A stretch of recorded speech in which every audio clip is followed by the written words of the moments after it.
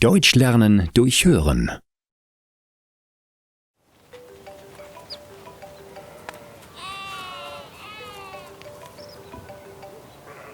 Ja, hallo? Anne, bist du noch bei der Besichtigung? Ja, Mama.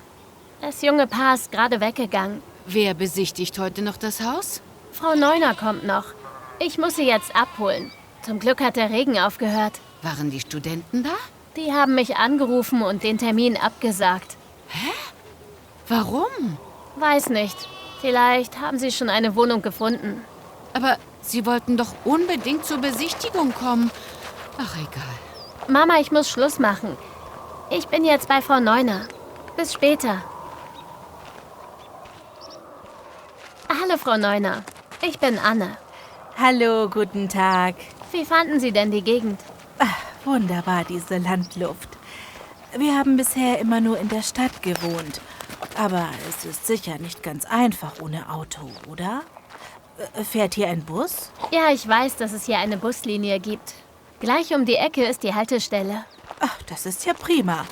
Was kostet denn eine Monatskarte? Puh, das kann ich Ihnen gar nicht genau sagen. Ich fahre immer mit dem Auto. Ich glaube, sie kostet ungefähr 60 €. Ich kann aber nachher meine Mutter fragen. Sie ist auch immer mit dem Bus gefahren, als sie noch hier lebte. Ach ja, das wäre nett, danke. So, da sind wir. Ich schließe das Haus mal auf.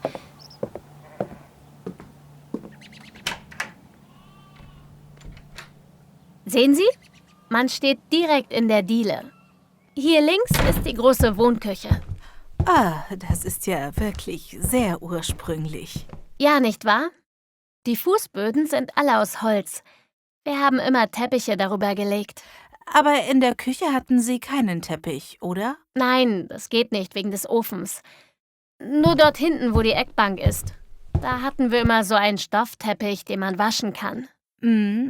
Was ist denn das für ein Ofen? Kann man darauf auch kochen? Ja, natürlich. Es ist ein Holzofen. Man kann, sehen Sie, hier den Topf draufstellen und richtig kochen. Und hier kann man eine Klappe öffnen. Sehen Sie? Und sogar Brot backen. Oh, ein Holzofen. Ist das nicht kompliziert? Ich kenne nur Elektroherde. Da gewöhnt man sich schnell dran. Aber schauen wir doch weiter.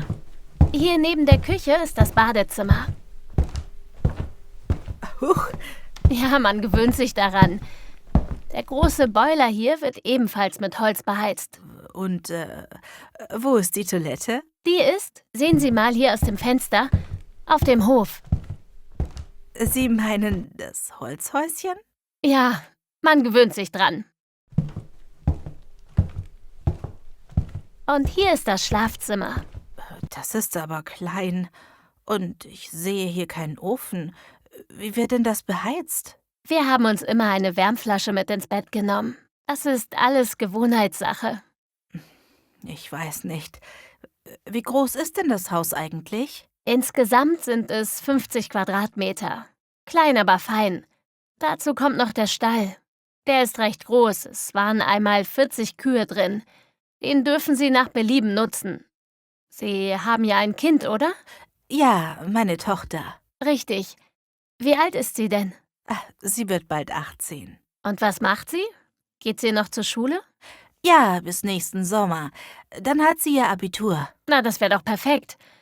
Bauen Sie doch den Stall für Ihre Tochter aus. Dann hat sie ihr eigenes Reich. Sie sind doch Schreinerin, nicht wahr? Dann können Sie ja viel selber machen. Ja, ich bin Tischlerin. Ach ja, stimmt. Nun, Holz ist Holz, oder? Sind Sie selbstständig? Nein, dazu müsste ich den Meisterbrief haben. Ich arbeite bei Axel Herger Tischlerei in Mannheim. Auch gut. Da weiß man wenigstens, was am Monatsanfang auf dem Konto ist. Und Ihr Mann? Ich bin alleinerziehend. Mein Mann zieht hier nicht mit ein. Na, dann ist das Haus auf jeden Fall groß genug für Sie und Ihre Tochter. Haben Sie Haustiere? Nur ein Aquarium. Das macht ja wenig Lärm. Prima. Obwohl der Lärm hier auf dem Land auch nicht stören würde. Meine Mutter hatte immer Ziegen. Aha, nun, wird hier denn noch irgendetwas renoviert? Ich frage, weil mir die alte Wohnung schon gekündigt wurde und ich dringend etwas Neues brauche. Renoviert? Nein, nur die alten Stromleitungen. Sehen Sie hier, werden noch unter Putz gelegt. Sonst zahlt unsere Gebäudeversicherung im Brandfall nicht. Aber das geht schnell. Das kann mein Bruder am Wochenende erledigen. Gut, das heißt, ich könnte direkt am nächsten 1. einziehen? Das würde ich sagen. Ich muss das alles nur erst mit meiner Mutter besprechen. Ich melde mich am Montag bei Ihnen. Passt das? Ja, das passt. Dann habe ich auch noch ein paar Tage zum Überlegen. Ich muss das mit meiner Tochter besprechen.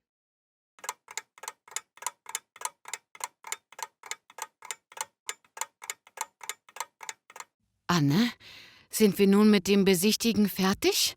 Wer war denn heute alles da? Frau Neuner, Herr Gabler, das Ehepaar Semmler und die beiden Frauen aus Hannover. Herr Gabler? Wer ist denn Herr Gabler? Den Namen kenne ich gar nicht. Herr Gabler ist der Metzgermeister aus Dorsten. Ach ja, der mit der Dauerwelle.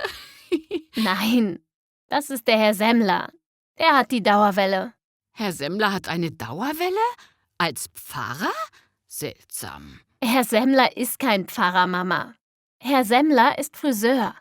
Eine der beiden Frauen aus Hannover ist Pfarrerin. Und die kommen extra zu uns, um zu predigen? Seltsam. Nein, die wollen nicht predigen. Die wollen vielleicht in unser altes Haus einziehen. Mit ihrer Tochter? Nein, Mama. Die Tochter gehört zu Frau Neuner. Das war die mit den Ziegen? Nein, Mama. Die Ziegen hattest du. Die haben wir doch zu Herrn Gabler gebracht, als du ausgezogen bist. Zum Friseur? Was sollen die Ziegen beim Friseur? Mama, Herr Gabler ist der Metzgermeister aus Dorsten.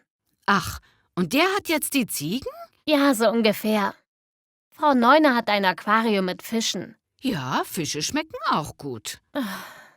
Es war ein langer Tag heute. Ich weiß gar nicht, für wen wir uns entscheiden sollen.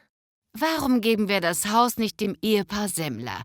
Ein Pfarrer im Ort ist immer gut. Weil Herr Semmler kein Pfarrer ist, sondern Friseur. Und weil der Beruf des Mieters eigentlich egal ist. Mir ist das nicht egal.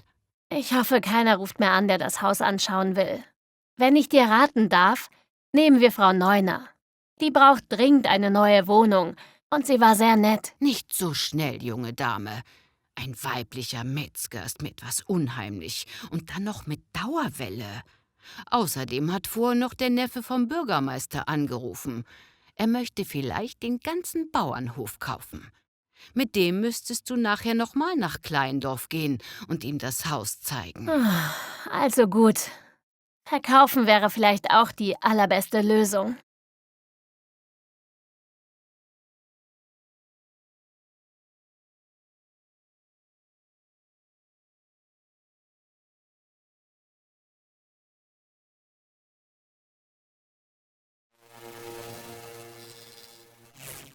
Deutsch lernen durch Hören.